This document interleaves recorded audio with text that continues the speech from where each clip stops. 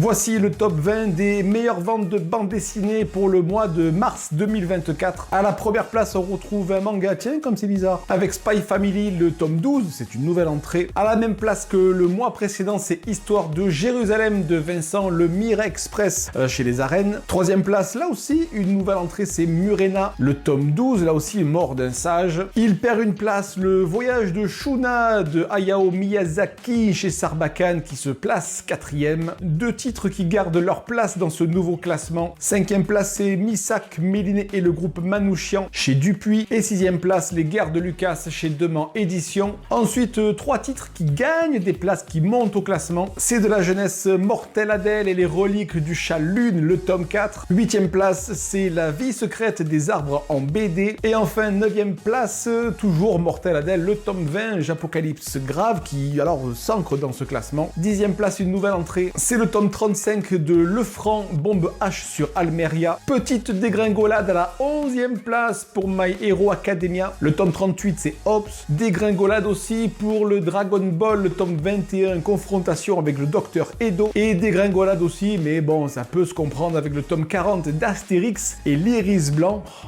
Fab 40.